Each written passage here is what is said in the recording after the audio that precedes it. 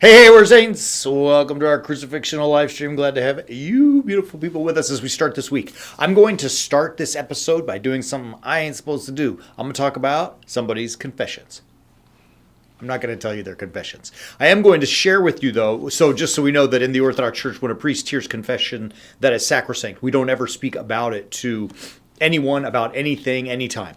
That being said, there are a lot of recurring themes that many people hear in confession, and I can share mine that even I have confessed before. And that is this idea that I was running so well, like St. Paul says, I was doing so good. He's talking to the Galatians, who tripped you up, that you fell and you're no longer doing the right thing. And many of us feel or have that experience that, early on in my walk in the crucifixional life, I was doing awesome and things were great and I was kicking it around and kicking it down the street and I was like crushing it. And all of a sudden I slipped and fell and I don't feel quite as strong as I was before. Or my relationship, this one I hear a lot, my relationship to God is wavering, or this one I hear a lot too, my faith is wavering. I don't have the same faith and I feel like I'm lost, right? Like I'm just not doing the spiritual life the way that I was before and the way that I should be, or at least the way that I feel that I should be. And I see a lot of despondency with that and despair. And I share all of this because in, confession, whenever this does come up, I say to the person, I love it. And they're like, what? Like, you're supposed to tell me how to get out of this, Father. And I say, no, I love it. And I'll tell you why.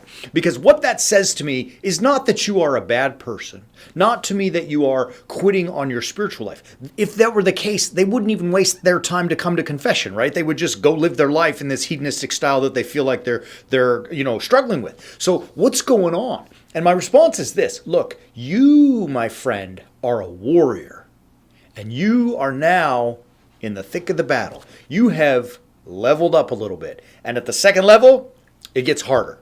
At the second level, there's a little bit more assault from the evil one, right? Like, it's not supposed to be, peaches and cream all the way through your life. That's boring. That's mundane. There's no transformation in your life in that. And look. I'm going to tell you something that comes from the Orthodox Christian sacrament of baptism. So for those who are Orthodox, you may be familiar with this prayer. Those who are non-Orthodox viewers, so the way that the sacrament works, it begins with something we call the baptism, which is the actual sacrament of the immersion, followed immediately by the sacrament of chrismation, which is the anointing or the sealing of the man or woman into Christ. And then we hear this prayer. Immediately after that, it says, "For he who is put on thee, O Christ, bows also his head with us unto thee. Keep him," or her, "ever a warrior, invincible of every attack of those who assail her or us, and make them victors through thy crown incorruptible," to the end. Like, look, you're in a war, right? It's a battle. This life that we live, it is not, as I said before, peaches and cream all the way through. It's a struggle. And in some real sense, when I see you struggling, I love it. Not because I want to see you suffer. I mean, obviously, I don't wish for that. But at the same time, I kind of like to see you suffer, because that means you're in the thick of it. You're in the battle. So when you feel like you may have fallen off that horse, it's not necessarily that you have given up on God, right? It's that the battle gets harder. You're in the thick of the battle. You've moved beyond the front line, and now you're at the second line, and it's thick and it's hairy. Listen, I'm going to tell you a story.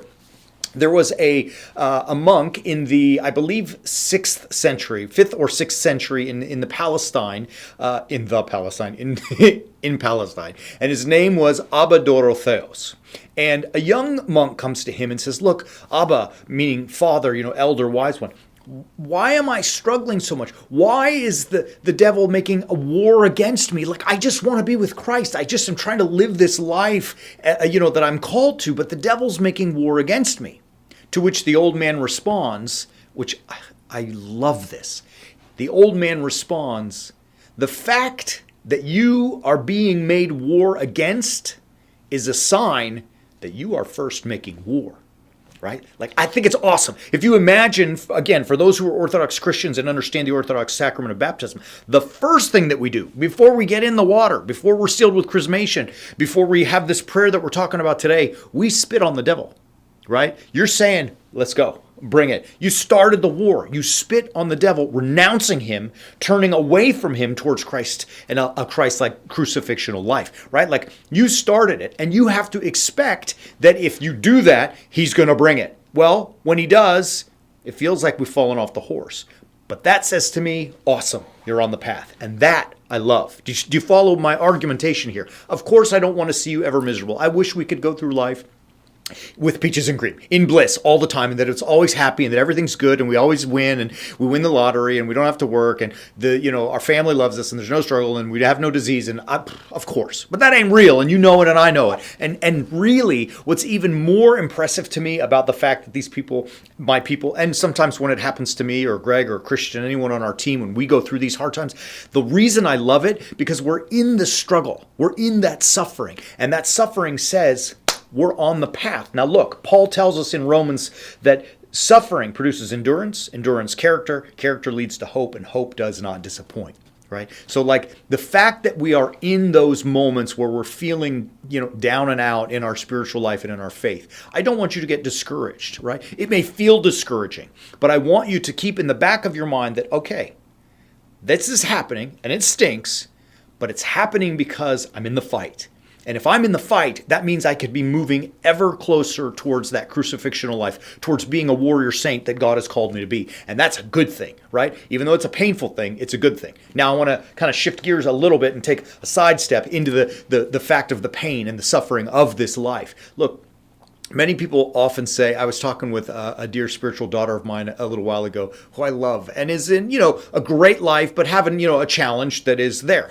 And, like we all have. And I said, look, you don't want this challenge not to be there because it's boring when life is perfect. Not that any life is perfect, but we wouldn't want it to be. It's boring. We like that struggle. We like fighting through things. We like the transformation that leads to. Look at it like this. And I'm going to separate between men and women, so forgive the distinction, but it's going to bring my point home.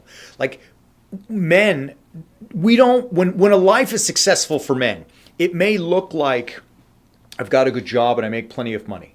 Or I've got a beautiful family, my children are healthy and happy and are educated and they're successful in their own lives.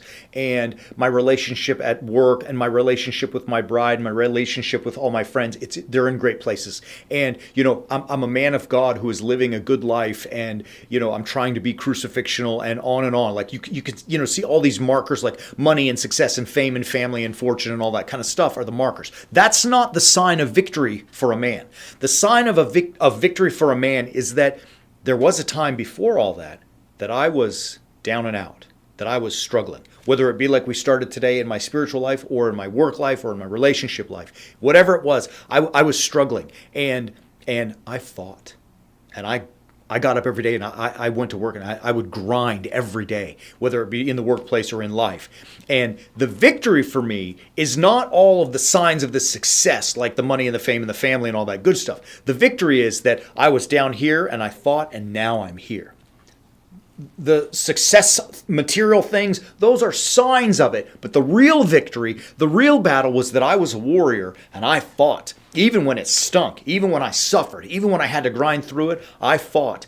And the celebration that I have right now is that through that struggle, through that crucifixional life, I got through it through God's help, right? That's the real power, the real victory for a man. And I think it is for a woman too. I just say it as a man because I'm a man and that's how I think. But it's probably for all mankind that when I was low and I fought, I got through it, and now I have this victory. That's the real victory, that process, right? That suffering to endurance to character to hope, right? And really, if you think about it, like in every story, I'm going to end here, but you can see that hopefully I'm not making it up. It's not about the stuff, the celebration, the victory. It's about the transformation that happens within the hero or the heroine of the story.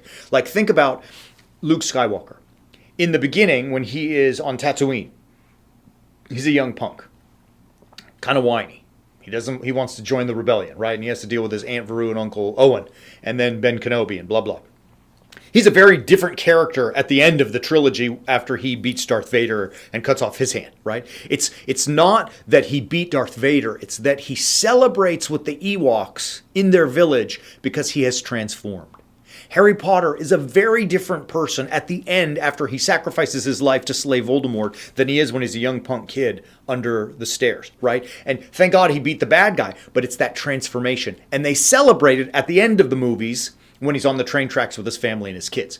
Katniss, who is got to go off to join the Hunger Games. She's very different in her district at the beginning than she is at the end of I think it's the fourth movie, right? I think the trilogy was in 4 parts.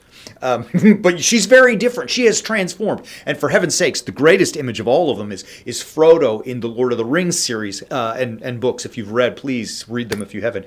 He is happy and joyful in the beginning, but then he goes through all of the chaos of just trying to destroy the Ring of Power, and he is very different at the end. And even in the celebrations at the end of the trilogies, he's transformed. The victory is in that transformation. All right, all of this rambling to say that when you are in the thick of those feelings of despondency and despair because you've fallen off the horse and are no longer in your spiritual life the way you want it to be, realize that that's one step in the process of your transformation, of becoming somebody different, of becoming somebody better, of becoming a warrior saint. You have to endure that and go through that.